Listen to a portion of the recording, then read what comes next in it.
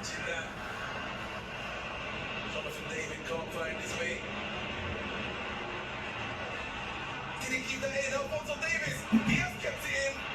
2v2 here. Can he beat the first one? Yes, he can! Alphonso Davies! The 20-year-old.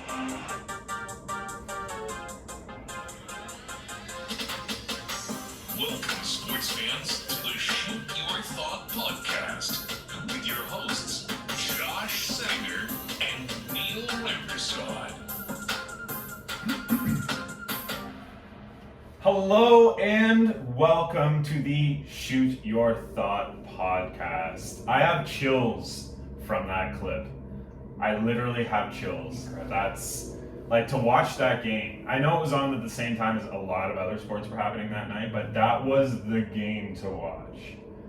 Like that was ridiculous. Like being down 1-0, tying it, and then the clip we just played, Alphonso Davies, probably the most ridiculous sprint I've ever seen. He's so fast. He's so fast. And the way he kept that ball, like the trickery to keep that ball in bounds.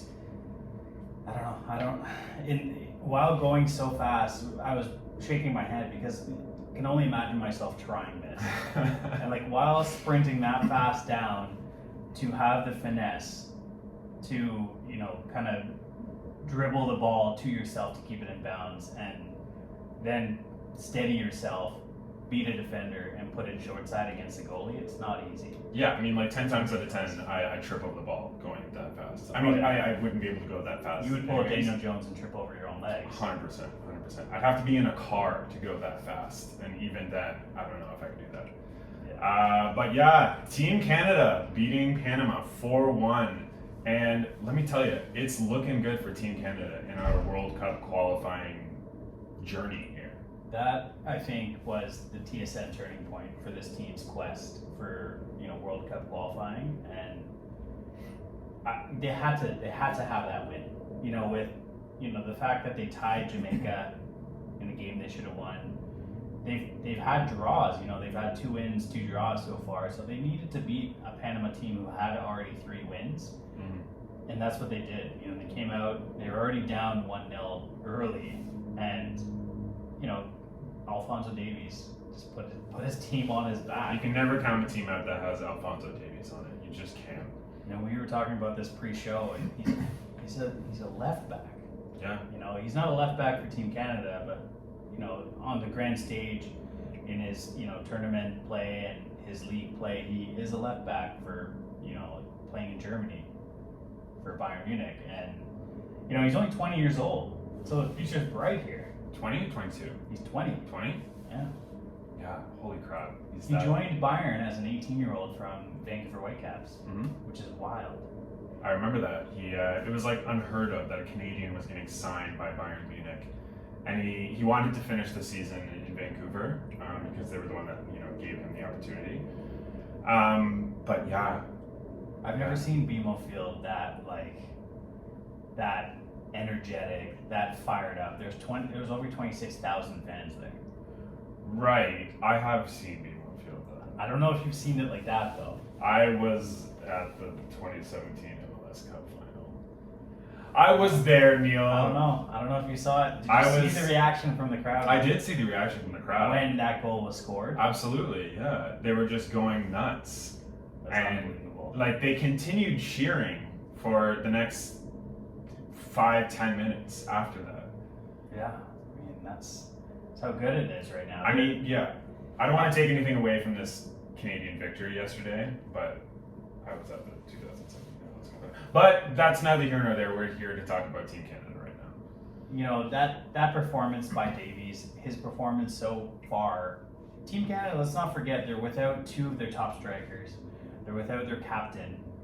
And Davies is putting this team on his back. He's playing so well that even after the game, Drake reached out to Davies after the game. He's like, "Yo, I need to hang out with you right now. I gotta meet the. I gotta meet you right now. I want to meet you." I love that. That's the measuring stick in Toronto. That's now. your measure of success. Okay, yeah, we played a good game, guys, but has Drake called any of us? Has Drake texted us? No? Alright, we gotta go out there and play better. Apparently, he got a text from Drake, and Drake wanted to meet the team after. Drake being from Toronto, he's obviously very patriotic of Canada and loves when success happens for this team. But Drake is the biggest bandwagon fan that there is. 100%. 100%. Do you remember that time that Drake once tried to, practice with the Kentucky Wildcats and, joined in on their team meetings, went for shoot around, like the college basketball team, Kentucky?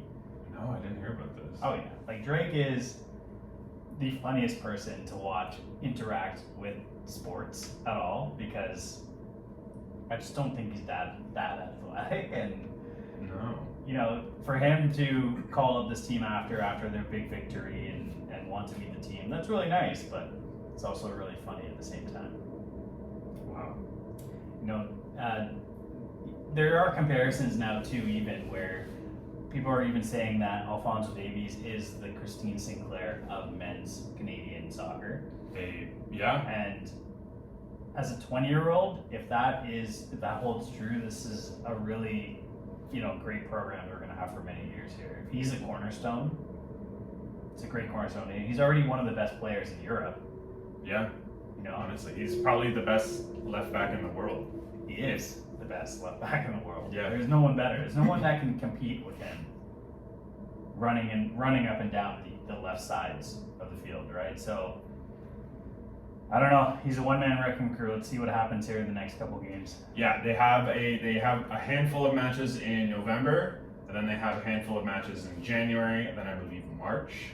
And then the World Cup obviously is next summer in 2022.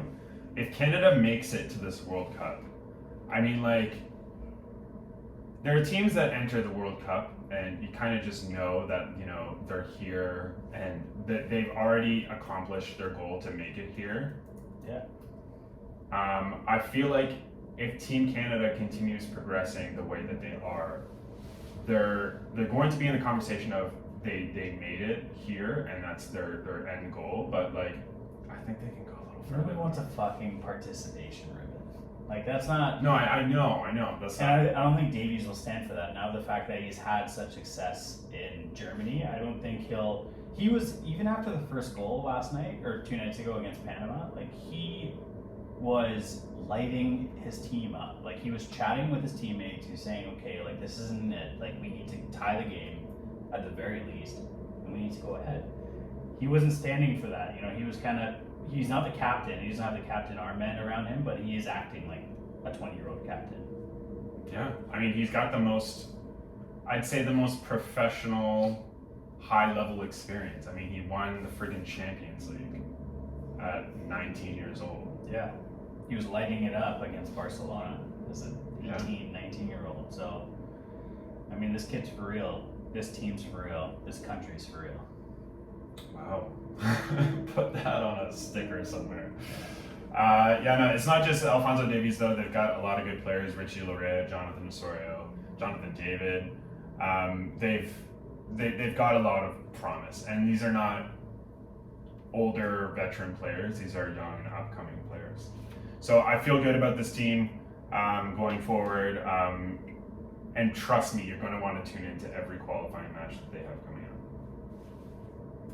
Now, is it officially time, Neil? Is it time? I've had a lot of therapy over the last few months. And I've been having therapy since I called myself a fan. I'm hesitant. Yes. I'm hesitant, but I'm ready. We have to do it. I'm ready. We I'm ready to get hurt again. We are a Toronto sports podcast. You know what? I'm invincible to hurt. You're Toronto sports fan. And it'll bounce off.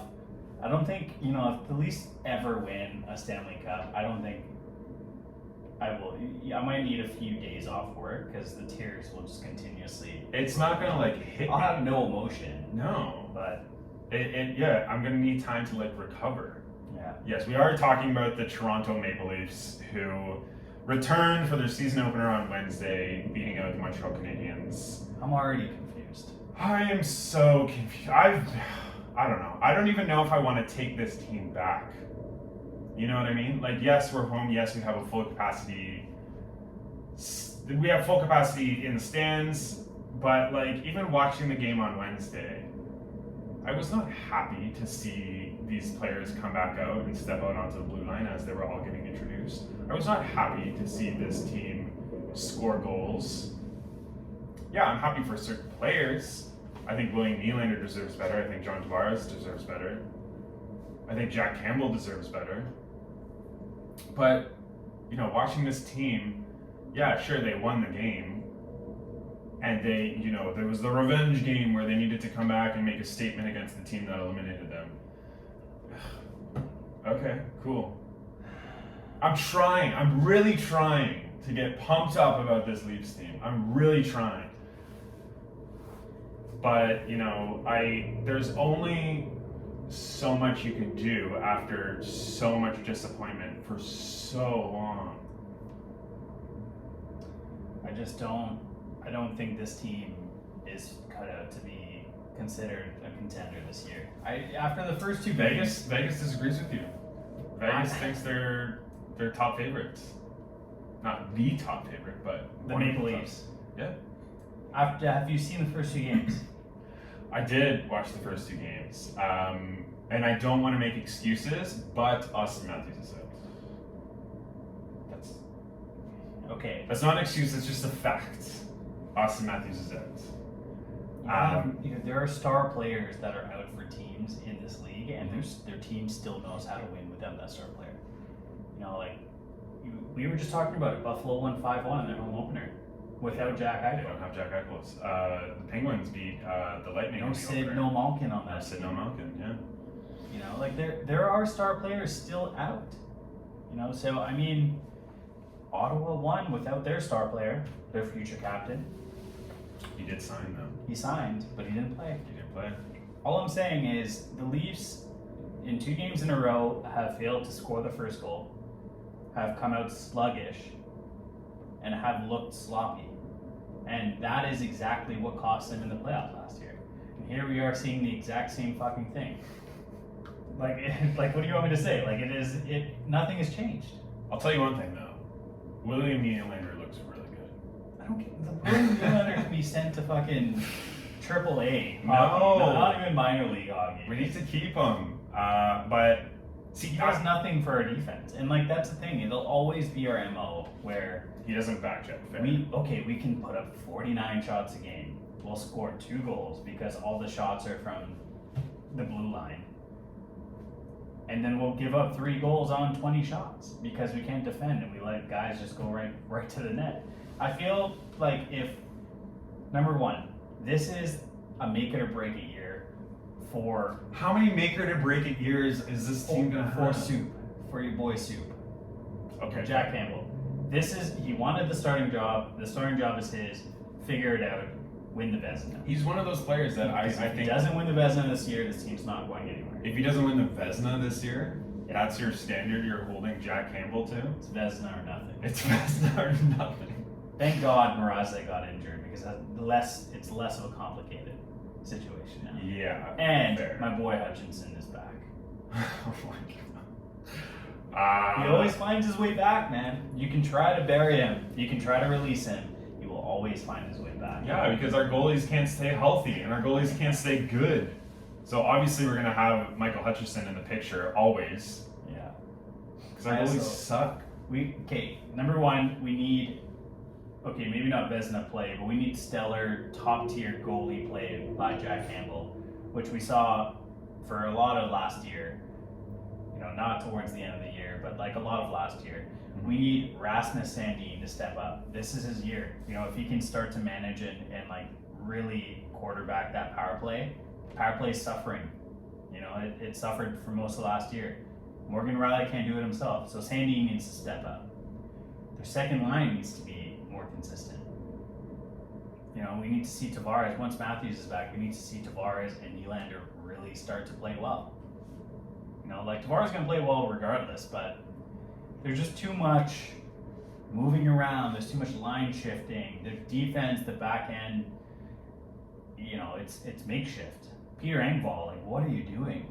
Like, I watched him in that game against Montreal, and it was, he was on the ice for the final minute of the game, and he missed an empty net goal. Mm-hmm. Then he had a chance to really, like, skate down the ice with the puck. He iced the puck, which left him on the ice for the next shift. And then Montreal almost scored with, like, 20 seconds left. He had, like, 4 shots on goal in the last 20 seconds when he could have just scored. He had a decent game, though. I'll give him that. He scored the first goal, right? He did. He did, yeah. He did score the first goal. He had a terrible garbage time play. But, like, I don't think you can look at any one player besides the United on this team and say, oh, they're doing well. Like, you know what I mean? Like, they're going to be the ones to carry this team through. Yeah. That playoffs was not that long ago. You know what I mean? With the season, structured the way it was last season, and the playoff format going, like, into the summer, the playoffs weren't that long ago. So this devastation, do you think these players are over? Like, do you think they're actually recovered from, like, they're another? professionals. They're also They have to. They're also like 20 years old. Yeah, but at the end of the day, this isn't the first time this has happened. And it's not going to be the last. If anything, they should be playing hungrier. They should be playing with more fire. Like, when your girlfriend dumps your ass, what do? You sulk and be like, oh my. Yes, I do. You go on a date. I sulk. And then throughout the entire day, you're just like, oh, my girlfriend broke up with me 9 months ago. Or do you go to the gym, work out, get in the best shape of your life, just go on a date, crush the date. It's a little combination of the two. I cry at the gym and then I cry on future dates. It's a combination. It's a healthy combination. I find a nice balance. Your tear ducts must fucking have a great workout. Well, yeah, I'm a fucking Leafs fan, Neil. Of course. I remember when the Leafs got eliminated this past playoffs, because you have to specify. I went on an Instagram rant about how we just need to stop caring about this team, and maybe they'll, like, no matter what the Leafs do, no matter what this franchise does, it just came out the other day that they're the most expensive franchise in the NHL with $2 billion. This Leafs team is worth $2 billion. No matter what they do, no matter how bad they are, they're going to have die-hard fans. They're going to have fans that fill the seats. They're going to have fucking lame-ass corporate assholes fill those seats regardless if the fans don't show up or do. Who show up in their suits and have no idea what the fuck is going on. That's neither here nor there. They're going to have people that will always buy their merchandise, will always pay for tickets. Like, they're never going to sell out. So in my Instagram rant, I suggested collectively we stop caring about this team. I'm looking at a few comments from the game last night, and they're not good. Like, from the Comments from who? From fans, from Leafs fans. And one notable topic that came up was the signing of Nick Ritchie for the Leafs this season, and he's playing a pretty prominent role with the Leafs, playing with John Tavares and Mitch Marner on the top line right now. And the fact that he isn't making a significant impact, and it hasn't been seen in the first 2 games. One person commented, Richie not making a significant impact? That's hilarious. Roll some tape from his time with the Bruins. It's the same old bullshit. Yeah, I was not excited about the Nick Ritchie signing. No, like, that was such an I think everyone amplified how good a signing that was, because it's not that great a signing. It's not. And the Leafs do this thing, like Kyle Dubas, I do respect Kyle Dubas, but he does this thing where he goes and he gets players at a discount when they're bad players or playing poorly. Yeah. And everyone's like, oh, Kyle Dubas got such a discount on this player, such a steal. But, like, what kind of player do you think we're getting here in Nick Ritchie? Nick Ritchie was basically irrelevant on the Boston Bruins. And we went, yeah, sure, we got him at a discount. But what's he going to do for us? The same shit he was doing for Boston. pretty much nothing. Yeah, I also, Tavares had a critical penalty last night in the final minute. Questionable call. It was a hooking call. He's being paid $11 million this year. And he's playing on the second line, and he's not really. Yeah, he had a very significant injury last year in the playoffs, but like, in terms of impact, have you seen much of an impact from Tavares since coming to Toronto? Have you seen the former Islander game changer type performance that you used to see with him in New York? I have yet to see that from him. He's slowly going under the radar. They'll be up like 5-2 and he'll get a goal here and there. You know what? Yes and no. He didn't have an Austin Matthews-like player to overshadow him on New York Islanders. But the closest thing was probably Matthew Barzal. He doesn't have to play the same role he did in New York on the Leafs. He doesn't have to be that prolific goal scorer. He has to be that workhorse here that, plays center, forechecks, backchecks, paychecks. He needs to be that player that, does not let anything go past him, but he also needs to be that player that leads the charge going into the offensive He came zone. into the league as a prolific goal scorer. He did, but he doesn't need to be on the Leafs. Sure, that'd be great if we had him as a prolific goal scorer. When but you only score 2 goals against Ottawa, you kind of have to be, though. Well, yeah, sure. When we don't have an Austin Matthews right now, we need to have that prolific goal scorer. But it's just like, certain players' roles change. You remember when Nazem Kadri had his complete role change on the Leafs?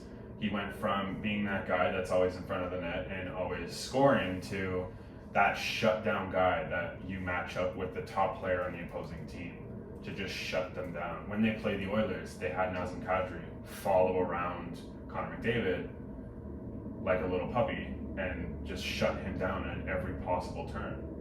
Yeah. So Tavares' role changed when he came from New York to Toronto. And that's just the nature of the difference of the teams. But no, he hasn't had the same impact. He's had an impact in a different way. I trust him on the ice. When he's on the ice, I trust him. He's not going to slip up like a Mitch Marner would by throwing the puck over the boards for no apparent reason in a playoff game. Well, I'm glad you said that because he earned himself a costly penalty when the Leafs were in comeback mode last night, scoring 2 goals in the third and potentially close to tying it up. But you said it was a Tavares. questionable call. It was a questionable call, but a call nonetheless. Yeah, every player is going to mess up at some points, but when we need him to, he doesn't, generally. Well, I'm hoping he has like a former Islander style scoring year this year, because he is on my fantasy team. I saw that you picked him. I picked up William Nylander, and I've been pretty happy about that, I will say. But yeah, no, going forward, I don't know what the identity of this Leafs team is, but I guess we'll find out. All right, so, the Leafs having their season opener this past Wednesday. Fast forward the schedule to 1 week later. The Toronto Raptors will have their home opener, their season All opener. of the lights. Dun, dun, dun, dun, dun, dun, dun. I'm trying to hype you up, Neil. Go Are ahead. you acapelling right now? Yes. Beatboxing. Absolutely. Toronto Anyways. Raptors, who for almost a year and a half, having played all of their home games in Central Florida, have now been relocated back home where they belong to Toronto, Canada, to play their home opener in front of a sold-out Scotiabank Center. Oh, it's going to be so It's going to be fantastic. I feel like this year is Did you just call it the Scotiabank Center?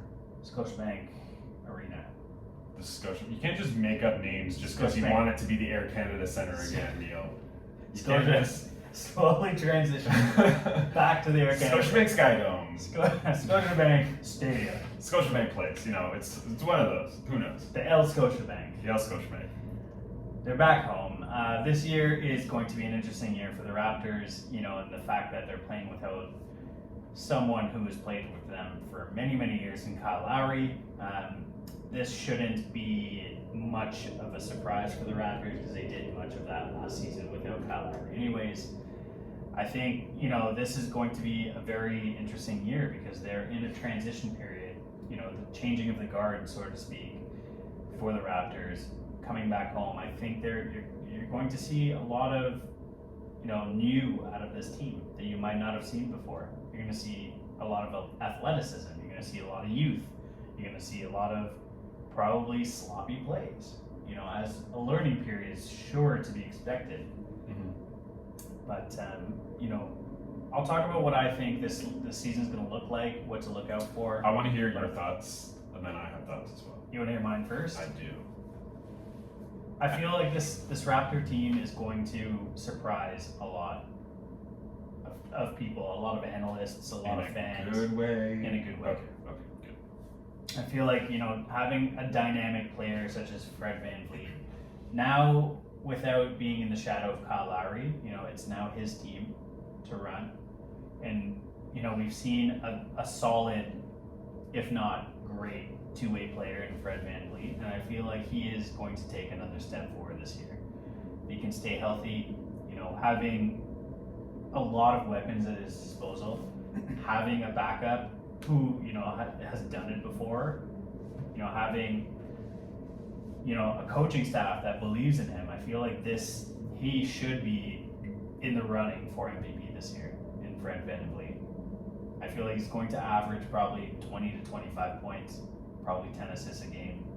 He's going to play 38 minutes a game. He's going to be a better version of Kyle Lowry. So that's my opinion. I feel like this team overall, with young pieces, Watanabe, I think, is going to take a step forward this year on the second unit. I feel like Scotty Barnes is going to make Pascal Siakam expendable by the end of the year. You think Scotty Barnes is going to make Spicy P expendable? I think Spicy P is already expendable if they can find the right deal. Really? 100%. I disagree. I feel like with the ego of Spicy P going up, that doesn't bode well for this team. I don't think it's an ego. I don't. Keep in mind they play the same position, and I don't think that he was drafted on purpose, by accident. I feel like there is. They're not trying to weed out Pascal Siakam. I don't know. They played with 2-point guards for most of the year last year. You can't play On the with two same. point- You could. You could on play the same at court. center, but You got Ken Burch at center. that's what I mean. Where are you going to play all three of them? Because you have to give Scotty Barnes starting. Small forward and a power forward. Done. Yeah, you can play big. You He's go. got a lot of length. Keep in mind, Scotty Barnes plays really well with the ball in his hands as well, too. Which is why I feel like he and Fred VanVleet will make a great tandem. Mm-hmm. I also feel like OG is an all-star this year. Takes another step forward. There's Even going to be more. a lot of competition for every position on the court. OG, I think they're really, really good at every position right now. Mm. They're stacked at every position. I feel like, even having a guy like Malachi Flynn, who is probably every single person on this team. One thing that the Raptors are really good at is player development and putting players into positions that they can succeed. Yeah. And that's why I feel like every one of these young players is going to get minutes and they're going to take steps forward. Mm-hmm. And they're going to be one of the best young teams in the East, at least. So So- at minimum, I feel like they finished sixth. I don't think they finished top four, not with the stacked teams in the East like Brooklyn, Chicago, Miami, Milwaukee. Like, there are some stacked teams in the East, but we'll see if they can finish top six. I made a bet with someone because someone asked me recently, where do you think the Raptors are going to finish this season? Yeah. And I said top 6. I legit said top 6. Did you? And he's like, no way. He's like, all right, I gotta bet you right now, $100, $100. I'm like, fine, $100. He's like, okay, and he got it on video because he didn't believe that the Raptors were going to make top 6. He got it on video. Okay. You know who this person is. I'll tell you about who they are after the show. But he got it on video so that he had proof of me saying the Raptors are going to make top 6. That's not a stretch. That's very realistic. My opinion on this Raptors team does not differ from exactly what you just said. Yes, it was sad losing Kyle Lowry. That's that's a point in and of itself, that it was very sad losing Kyle Lowry. However, Fred VanVleet has worked with Kyle Lowry and has been learning from him and learning under him for a very long time now. And Kyle Lowry has been great for Toronto, but VanVleet has been ready to step into that primary point guard role for about a year now. And now that Kyle Lowry, has moved on to the Miami Heat, this team belongs to Fred VanVleet. He knows how to control this floor, and he can do it the entire game as opposed to just sharing the time with Kyle Lowry. Yeah, I mean, like, we're going to see a lot of excitement coming out of this team. I feel like the move where, moving on from Kyle Lowry was needed for this team. And for them to take the next step, they had to say goodbye to Kyle, because the focus can't be on him anymore. The focus has to be on the young players. Exactly. There's so many, and the age difference between, even Gary Trent Jr., who we just got last year. He's going to play the two. Yeah, I mean, I think he's a perfect complement for a guy like Fred. Yeah. Right? Because he's a scorer. Fred's not a natural scorer. Having a scorer in the guard, in the backfield, in the backcourt with Fred is only going to help Fred. So this Wednesday, we're going to see. Next week, we'll talk about what to expect in terms of the starting lineup and what we can see for the first week coming up. Also, side note, I know I told you this already, but I ran into Scotty Barnes the other day. Scotty! I did. And that was literally the only thing I said. So I was walking my dog, and I was going to the LCBO. He was coming out of the LCBO, walking to the building that was right next to mine. Yeah. So, I'm neighbors with Scotty Barnes, which is pretty fucking cool. But I saw him, and he had his mask on. And I kind of, kept walking. And then I was like, wait a minute. That's fucking Scotty Barnes. And I looked at him, and he made eye contact with me, and I was like, Scotty Barnes! And that's literally the only thing I said. And then he looked at me and pointed at me and nodded his head. So, I mean, we're one step closer to being roommates. Get him on the podcast. I literally gotta get him on here. Scott, if you're listening, get your ass over here. Yeah, I'll shoot you a link. I need some Raptors info. I'm just gonna get a bunch of stickers that for our podcast and just post them all over that area until he sees it and follows us, and it's perfect. Yeah. Should we move on? Yeah, let's talk a little bit about NFL. All right.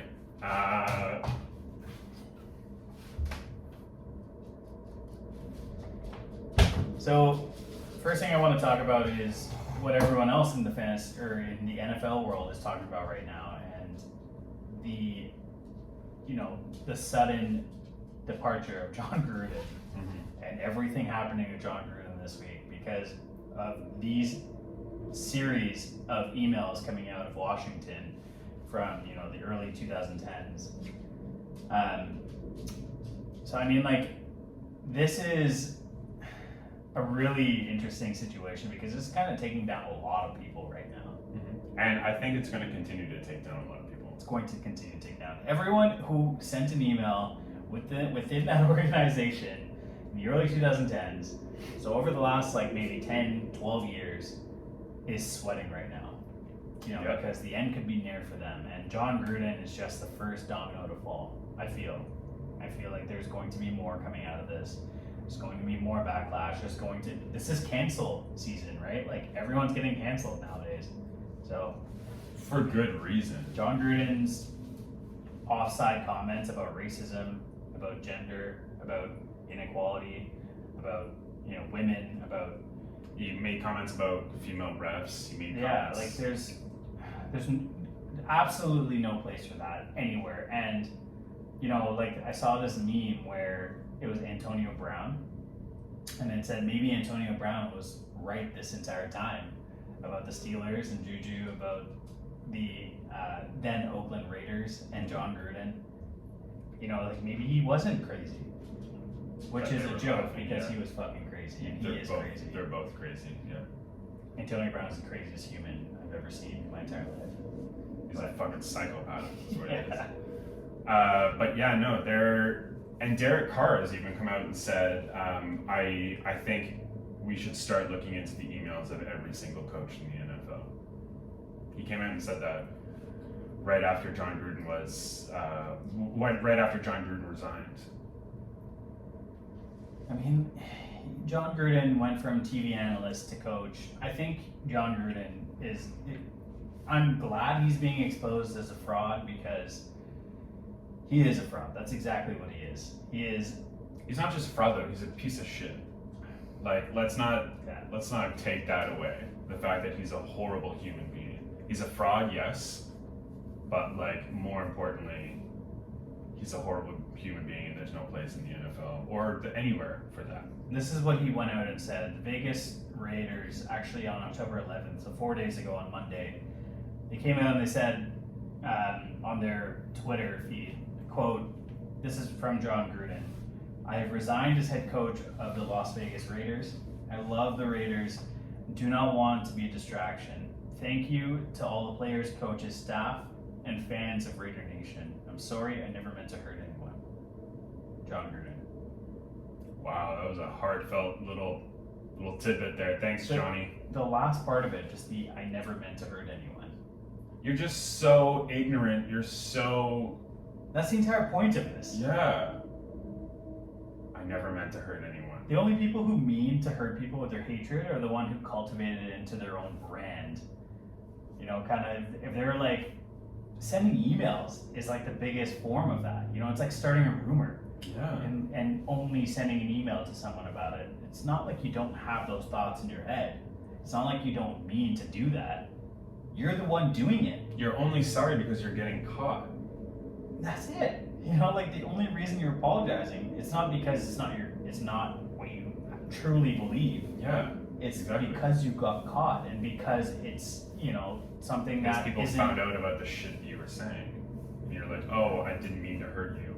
But like that's not the point. The point is, like you're saying, these words and these words are in your vocabulary. These thoughts are in your brain. Like this is the lens that you're looking through. And so that just needs to be changed. And if you're still not changing, if you're not open to progression, then get the fuck out of the way. Yeah, I feel like it's good that John Gruden's out of the NFL now. In that case, like we actually need more small-minded bigots who are in some form of leadership out of those positions. Yeah. So it's, it sucks. We got the president of the United States out. Yeah, exactly, right? Like it sucks that Vegas allowed him to have some sort of dignity and even posted that on their social, on Twitter. But instead of actually having the guts to fire him themselves, they let him walk on his own terms and have that dignity. And the fact of the matter is, John Gruden damaged that franchise. John Gruden damaged their reputation. John Gruden damaged dozens of players who, look up to him and listen to him on that team, find out that they were being led by a snake. And he's never going to have a saving grace in football again. We will never see the name John Gruden again. It's gone to lengths where he's being removed from Madden, the NFL game, video game. He's being removed by the Ring of Honor. Tampa removed him from the Ring of Honor. Yeah. And rightfully so. I mean, like, get rid of this guy. There's no place for any of this, not only in football, but in society. Like, we don't need this in our society right now. Literally, like, I'd say like that's my 2 cents. No, that's great. If you were to, if we could remove him from like all social media platforms, like just literally let him live out the rest of his life in solitude with whatever his family is. Just like, if you're that small-minded, just stay away from society as much as you can. Sure, live out the rest of your life on your own, but stay away from the society that's trying to progress forward and be inclusive. Yeah. So I think they should start looking into other coaches' emails.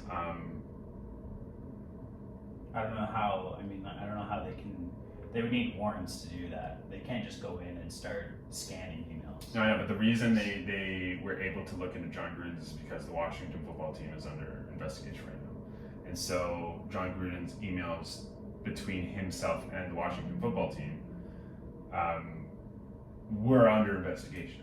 Mm-hmm. So that's why they were leaked. You know? Yeah. All right, let's. Should we move on? Let's move on. Let's finish it off with what everyone is here to hear us talk about, and is to help in your fantasy football pools. So we're going to provide you, as we usually do, with 2 fantasy pickups each on the week. Going into week 6 here, if you are having a tough time, you've probably started out your league 1-4, maybe 0-5, hopefully not 0-5. Let's just talk about the fact that you and I are losing credibility week by week. I'm not losing any credibility. I was telling you this before the show. I've had close to 10,000 points put up on me already.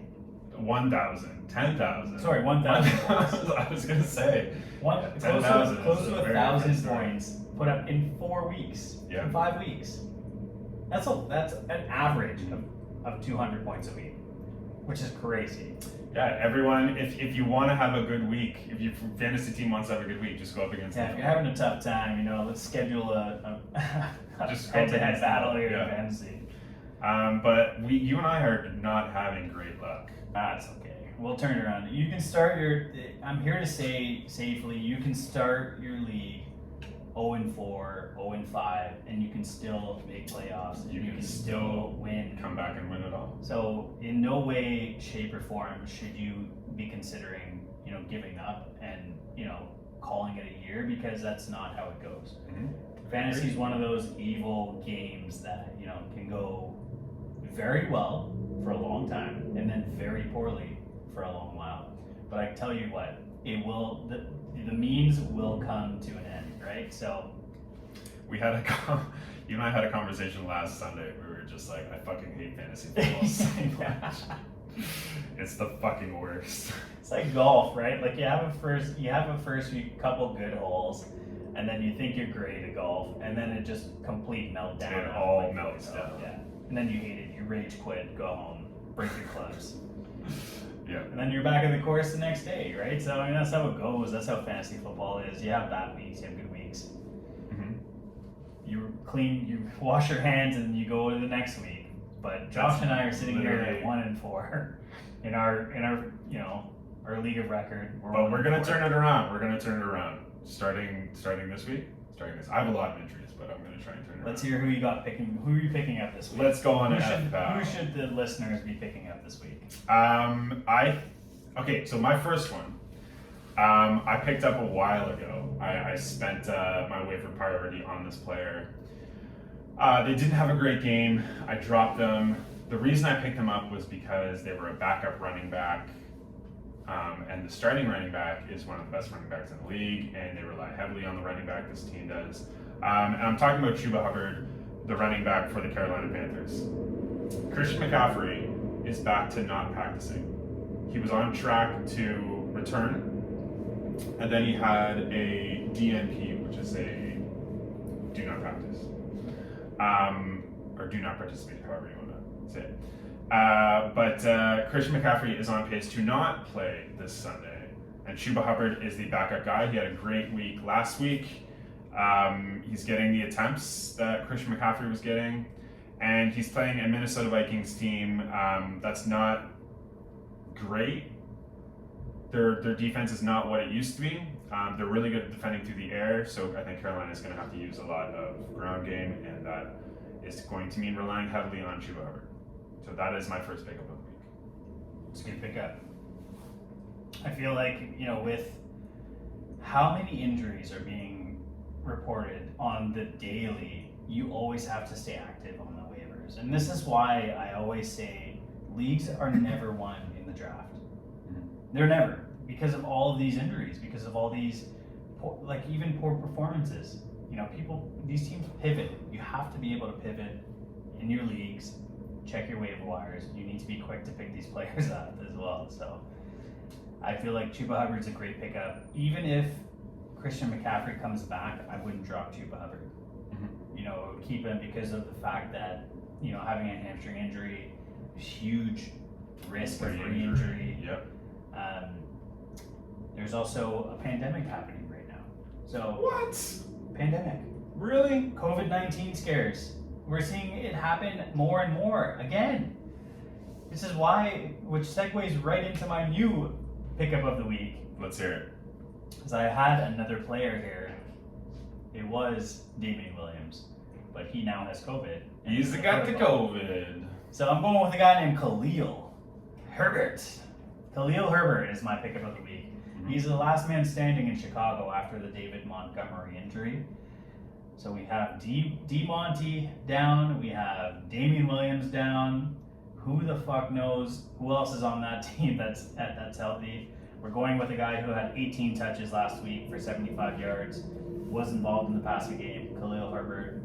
He's only owned in 55% of leagues. After increasing by 36 this past week, he might still be available. Go get him. And he literally is the last running back on that team. The last. So the opportunities are very much going to be there for him. My second pickup of the week is a player that has surprised a lot of people. He wasn't supposed to be the starting quarterback on the team. What? I'm surprised. But yeah, that was a good surprise. He wasn't supposed to be the starting quarterback coming into the season, but he's been lighting it up since he got the starting job, and that is Taylor Heineke. Pass me Heineken, because that guy's on fire. He is on fire, and he's playing a Kansas City defense, which is not that great. Can't stop anyone. They're just not good. Yeah. And this is one of the reasons why I'm like, is Kansas City gonna make it back to the Super Bowl? Probably not.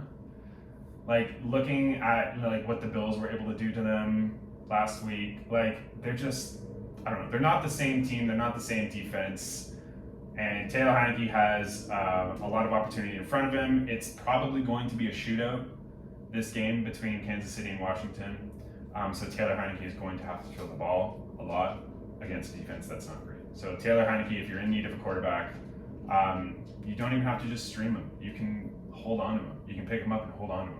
I like that. Yep. My final pickup of the week, breaking news as of an hour ago, right before Don't say it. Don't even say it. Right before we started the show. Don't even say it. Pickup of the week. Ugh. If you're looking for a tight end, his name is Zach Ertz. Dallas Goedert. His name is Zach Ertz. You think Breaking Zach? news out of this morning is the Arizona Cardinals, the first place Arizona Cardinals, who suffered a season-ending injury to their tight end, Max Williams, have now gone out and traded for Zach Ertz from the Philadelphia Eagles. The only catch here is Zach Ertz played last night, so he might not be immediately available in your leagues, but if he is, he's only 58% rostered. You better put in a waiver claim for him because he is going to be a top 5 tight end moving forward. I was going to suggest staying away from Zach Ertz. I don't think he's going to slot in as the number 1 tight end. There is no other tight end there. But What do you mean he's not going to they slot have in a as backup tight end. I don't know who it is, but Zach Ertz is not a player that you can just slot in for an easy, 10 fantasy points. Okay, let me He's ask got you a very this. low floor. Let me paint you a picture here. Paint that picture. Zach, if Travis Kelce went down Yes. and the Kansas City Chiefs went out and signed Zach Ertz or traded for Zach Ertz, would he be then, in your mind? Travis Kelce is a very different player than the tight end. We're not saying he needs to be Travis Kelce, but we're saying playing with Mahomes gives him that benefit. Yeah, 100%. Right? Like, Mhm. if Travis Kelce went to play for, I don't know, the New York Giants, would he have as much success? Definitely not. No. Right? So that's it has a factor of the quarterback play. Kyler Murray this season has been a better quarterback than Patrick Mahomes. Kyler Murray has been a better quarterback than any other quarterback. In every aspect. Yeah. So would you not say that Zach Ertz is going to have success? with that quarterback? I think he will eventually. I don't think he's going to slot in as a tight end one immediately. Look at the top. I would rather pick up Dallas Goedert. Look at the top quarterbacks in this league. Tom Brady has Gronk when healthy. Okay, but Josh Tom Allen. Brady and Gronk have like their own like thing going on. They can communicate telepathically. Josh Allen, has Dawson Knox now. Since week 15 last year, they've had the third most touchdowns, that tandem, in the league. Dawson Knox and Josh Allen. They've had 8 touchdowns. So that's that connection. You look at Mark Andrews in Baltimore with Lamar. That's a great connection there. All the top quarterbacks have a top tight end.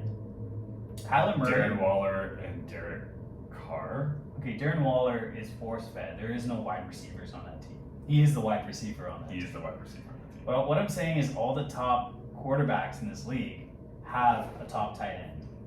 So Kyler Murray is going to, whether you like it or not, Zach Ertz is going to be a force to be reckoned with on that team. I guess we'll see. It's a good pickup. I don't disagree, but I also don't agree. I'm sitting in the middle. I'm sitting on the fence. So we shoot our thoughts here on the podcast. Sitting on the fence there. This is a Shoot Your Thought podcast. Your thoughts are incorrect, sir. Thoughts are thoughts. We're shooting them. That is our show for today, for this week. Next week, we are going to answer questions from you, our listeners. We're going to post on our social. I know we talked about it before, but we're actually going to do it this time. We're going to answer some questions. But thank you guys so much for listening. Peace out.